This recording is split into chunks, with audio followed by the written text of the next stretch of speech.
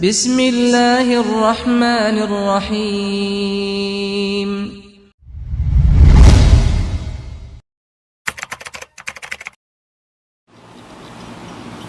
Bismillahirrahmanirrahim. Assalamualaikum warahmatullahi wabarakatuh. Alhamdulillah, alhamdulillahi rabbil alamin. Wa bihi nasta'inu ala umuri dunya waddin. Asyhadu an la ilaha illallah wahdahu la syarikalah, ilahul awwalina wal akhirin.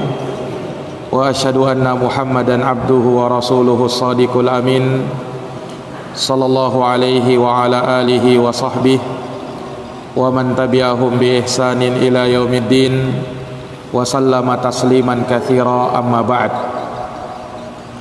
Subhanaka la ilma lana illa ma 'allamtana innaka antal alimul hakim. Allahumma 'allimna ma yanfa'una wanfa'na bima 'allamtana wa zidna ilman ya karim. Ikhwani fid din, jamaah salat maghrib yang dirahmati dan dimuliakan oleh Allah.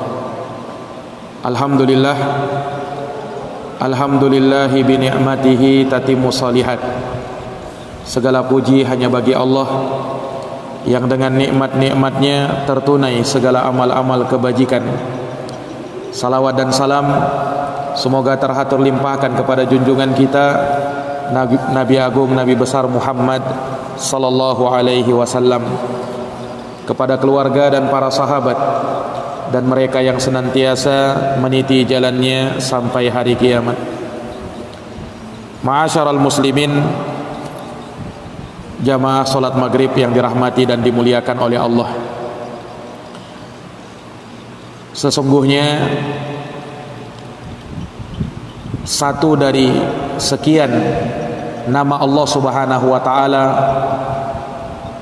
yang maha mulia, Allah Subhanahu wa taala bernama Ar-Razzaq, yang artinya zat yang maha memberikan rezeki. Allah Subhanahu wa taala adalah satu-satunya yang mencurahkan rezeki kepada hamba, sehingga kepadanya lah kita memohon agar Allah Subhanahu wa taala memberikan rezeki kepada kita. Oleh karenanya di antara doa yang dituntunkan, kita berdoa dengan nama Allah Subhanahu wa taala yang agung ini. Kita berkata, ya Razzaq urzuqni, wahai yang memberikan rezeki, berikanlah rezeki kepada kami. Allah Subhanahu wa taala telah menetapkan rezeki untuk kita, dan itu sudah Allah Subhanahu wa taala jadikan bahkan sebelum kita terlahir ke dunia ini. Sudah ada ketetapan rezekinya. Di dalam sebuah hadis, Rasulullah sallallahu alaihi wasallam ketika menyebutkan tentang kejadian manusia di dalam perut ibunya hingga sampai melewati fase demi fase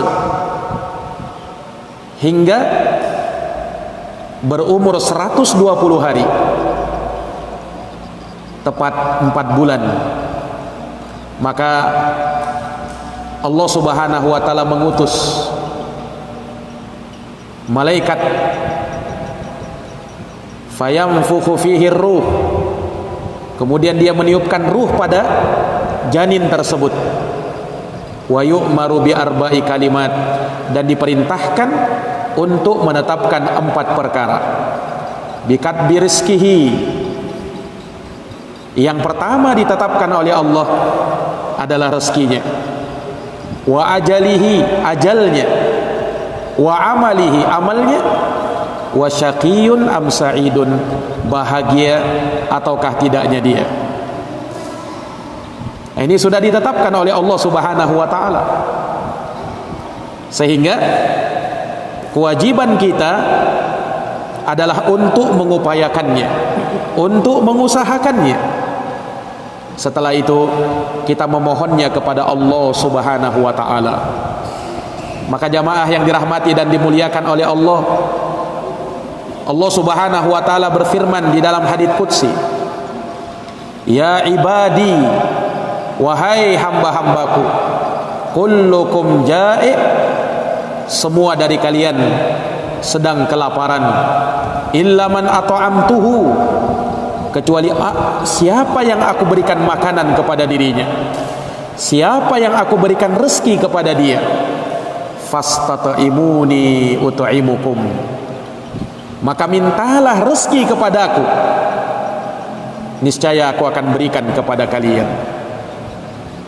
Ini jamaah sekalian yang dirahmati dan dimuliakan oleh Allah. Allah Subhanahu wa taala telah menjamin rezeki para hamba-hambanya.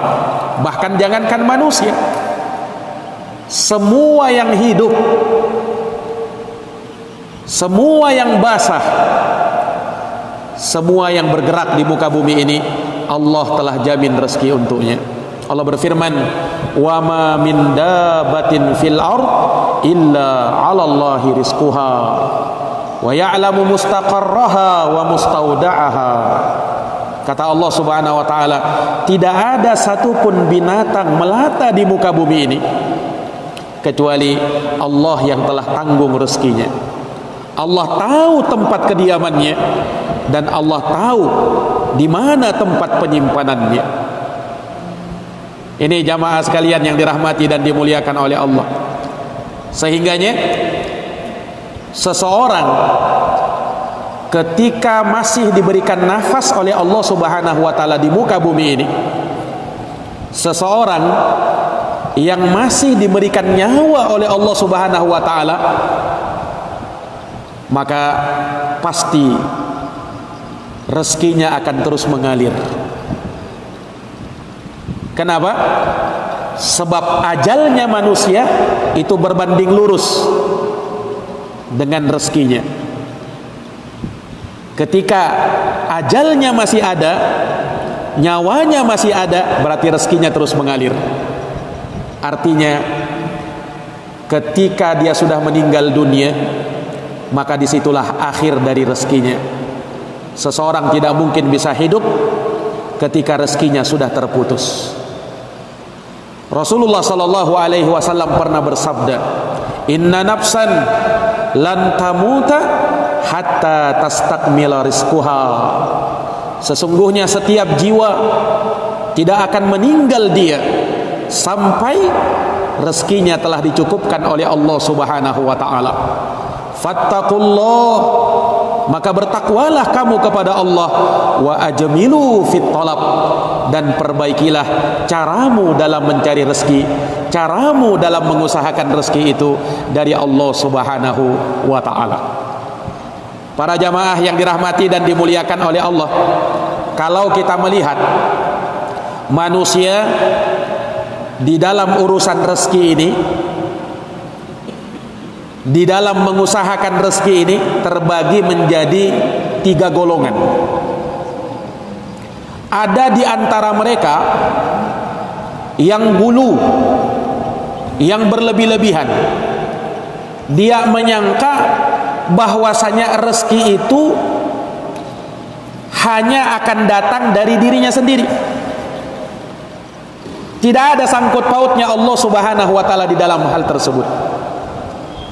Sehingga orang yang seperti ini, dia tidak memohon rezeki itu datangnya dari Allah. Dia tidak mengharap rezeki itu berasal dari Allah, sehingga dia tidak memohonnya. Dia tidak bertawakal kepadanya. Dia akan terus mengusahakan rezeki, bahkan tak peduli lagi halal dan haram, dia akan hantam saja. Dia akan sikat, dia akan terus mengejarnya tanpa peduli hukum-hukum Allah Subhanahu wa taala. Ini jamaah sekalian. Maka orang yang seperti ini, dia akan tomak, akan lahir dari dirinya sifat rakus terhadap dunia, sehingga dia tidak peduli. Asalkan perutnya bisa kenyang, Asalkan dia bisa mengumpulkan harta yang sebanyak-banyaknya, maka dia akan usahakan dan dia akan kejar. Ini golongan manusia. Dan ada juga yang berseberangan. Mereka yang meyakini bahwa rezeki itu datangnya dari Allah Subhanahu wa taala, semata dari Allah Subhanahu wa taala, dan tidak perlu kita usahakan katanya. Tidak perlu kita bekerja, tidak perlu kita cari. Rezeki itu datang dan akan diturunkan oleh Allah Subhanahu wa taala. Sehingga orang yang seperti ini dihinggapi sikap malas mencari rezeki, tidak mau bekerja, sehingga pada akhirnya dia hanya mengharap kepada manusia, dia hanya minta kepada manusia. Ini juga golongan yang keliru. Kerjanya cuma beribadah saja, di masjid saja. Disuruh bekerja padahal mampu, dia tidak mau. Rezeki sudah ditanggung dari Allah Subhanahu wa taala katanya. Betul, rezeki kita sudah ditanggung oleh Allah. Akan tetapi jamaah sekalian, Allah Subhanahu wa taala perintahkan kita untuk mencarinya. Lihat di dalam surat Al-Jumu'ah, ketika kita selesai menjalankan salat Jumu'ah, fa idza qudiyatis shalah, apabila salat telah ditunaikan, maka perintah Allah, fantashiru fil ard, bertebaranlah kamu di muka bumi, wabtaghu min fadlillah, dan cari karunia Allah, cari rezekinya Allah Subhanahu wa taala. Perintah Allah untuk mencari rezeki. Dan sebagaimana sabda Nabi SAW tadi apa? Fattaqullaha wa ajmilu fit talab.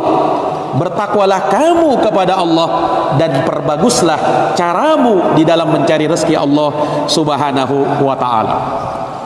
Ini jamaah sekalian yang dirahmati oleh Allah. Nah, tentunya seseorang ketika mencari rezeki Allah Subhanahu wa taala, dia tidak melupakan Allah Subhanahu wa taala yang memberikan rezeki kepadanya. Maka setelah dia berusaha, setelah dia bekerja, setelah dia menempuh sebab-sebabnya, maka dia bertawakal kepada Allah Subhanahu wa taala. Dia tidak lupa untuk berdoa dan memohon kepada Allah Subhanahu wa taala.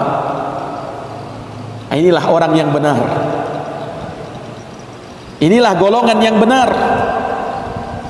Bersandarnya kepada Allah, yakin dengan seyakin-yakinnya bahwa rezeki itu memang dari Allah, tapi dia tidak lupa untuk mengusahakannya. Dia tidak lupa untuk mengupayakannya. Ini para jamaah yang dirahmati dan dimuliakan oleh Allah.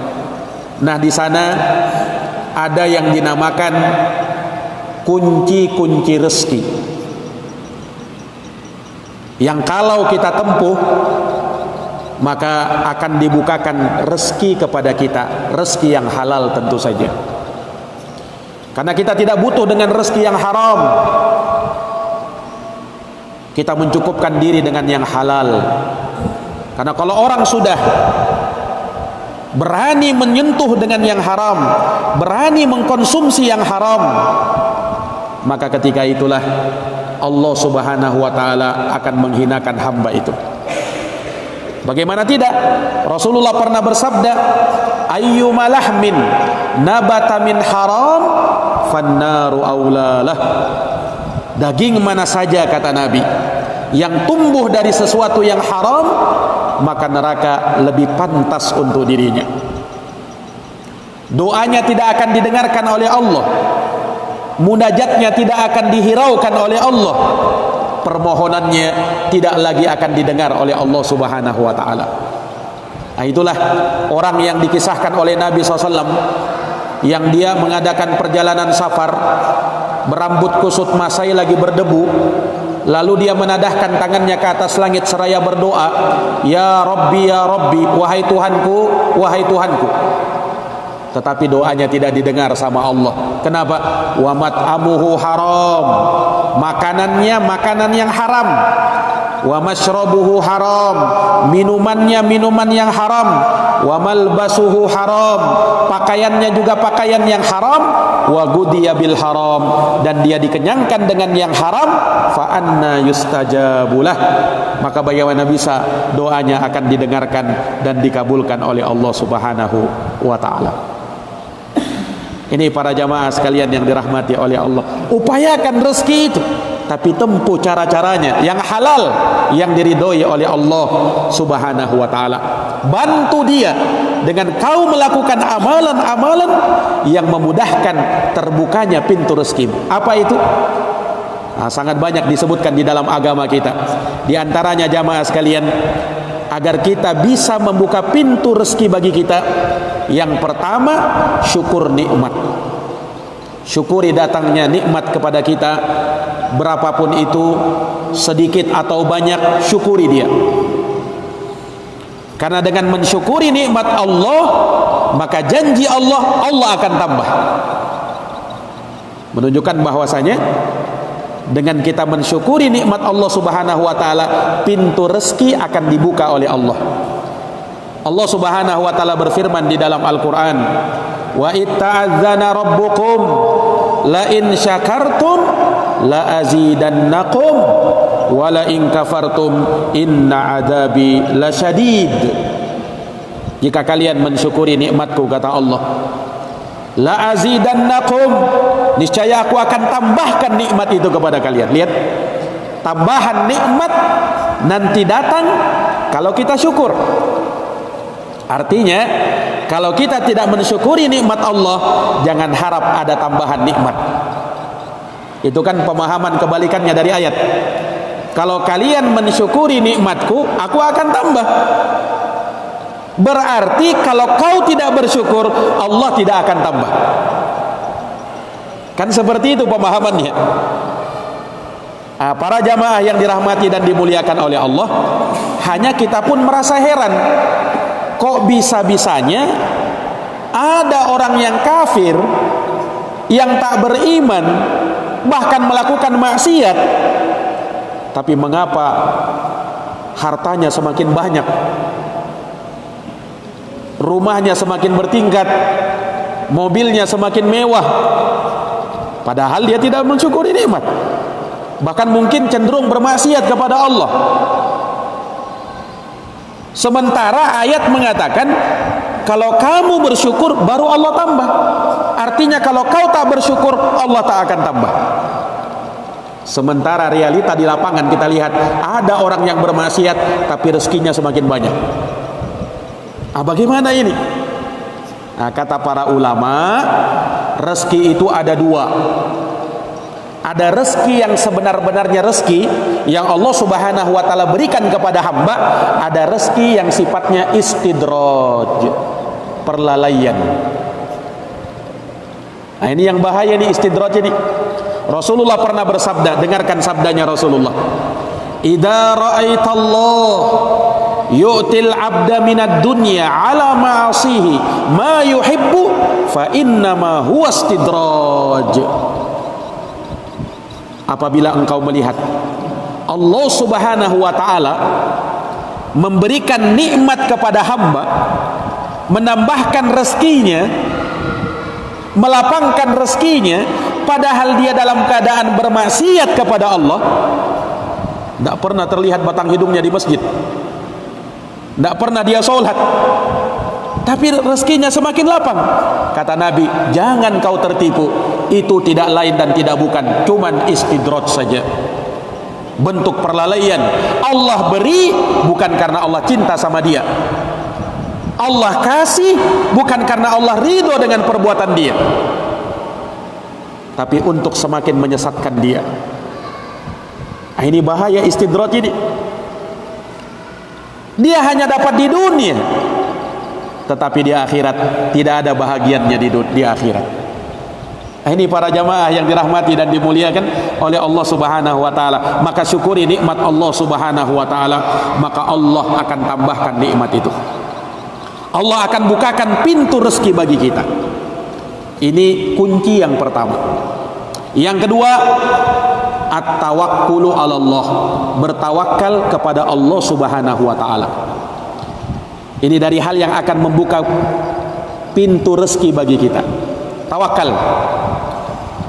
Rasulullah pernah menjanjikan, "Lau annakum tatawakkaluna 'ala Allahi haqqa tawakkulih la razaqakum kama yarzuqut thair taqdu khimasa wa taruhu bitana."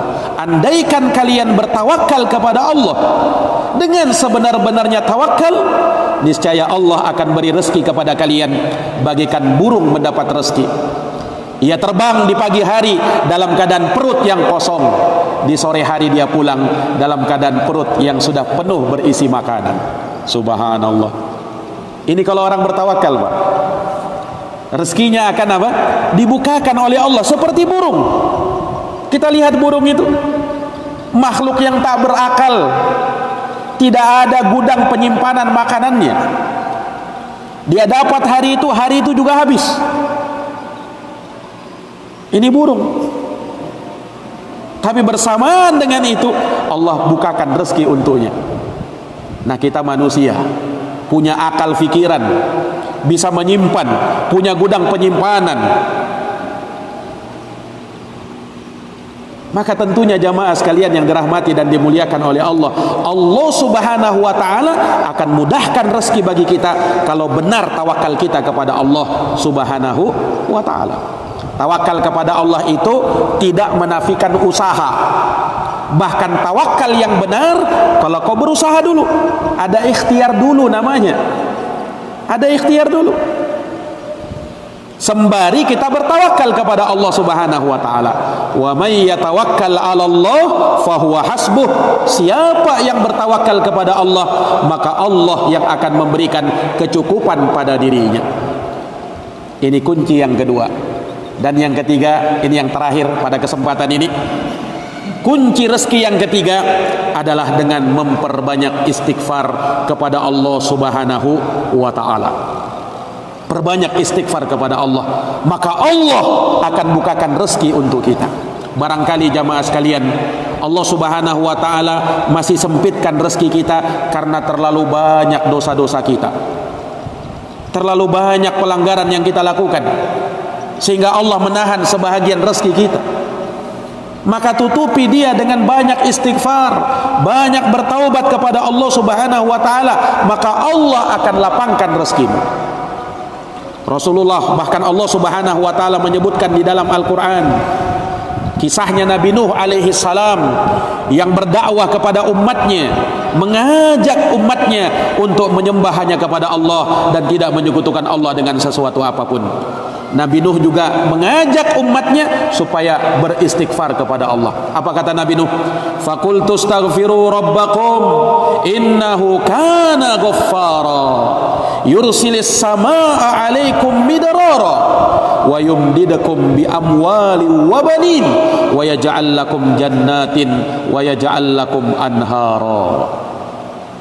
Kata Allah Subhanahu wa taala menghikayatkan ucapan Nabi Nuh. Nabi Nuh berkata, "Istaghfiru rabbakum." Mintalah kalian ampun terhadap Tuhan kalian, karena sesungguhnya Dia adalah Zat yang Maha Pengampun. Lihat, kalau kalian beristighfar, minta ampun kepada Allah, apa balasannya? Yursilis samaa 'alaikum midrara. Allah akan turunkan hujan yang lebat atas kalian. Wa yumdidukum bi amwali wa banin. Kemudian Allah akan kembangkan, Allah Subhanahu wa taala akan memperbanyak harta dan keturunan kalian. Lihat, dengan adanya istighfar itu. Wa yaj'al lakum jannatin, kemudian Allah jadikan untuk kalian kebun-kebun. Wa yaj'al lakum anhara, dan Allah akan jadikan untuk kalian sungai-sungai yang ada di bawahnya. Subhanallah. Makanya jamaah sekalian yang dirahmati oleh Allah, perbanyak istighfar kepada Allah Subhanahu wa taala, niscaya Allah akan bukakan pintu rezeki kepada kita. Maka inilah 3 kunci dari kunci-kunci yang akan bisa membuka rezeki Allah Subhanahu wa taala. Yang pertama, syukuri nikmat Allah. Yang kedua, bertawakal kepada Allah. Dan yang ketiga, perbanyak istighfar kepada Allah Subhanahu wa taala. Kalau kita lakukan sebab-sebab ini, insyaallah Allah Subhanahu wa taala akan akan melapangkan bagi kita rezeki dan memberikan kepada kita rezeki yang halal. Para jamaah yang dirahmati dan dimuliakan oleh Allah, mungkin demikian yang bisa kami paparkan, kurang dan lebihnya mohon dimaafkan. Hadanallahu wa iyyakum ajma'in. Subhanakallahumma wa bihamdika asyhadu an la ilaha illa anta astaghfiruka wa atubu ilaik. Subhana rabbika rabbil izzati amma yasifun wa salamun alal mursalin walhamdulillahi rabbil alamin. Wassalamu alaikum warahmatullahi wabarakatuh.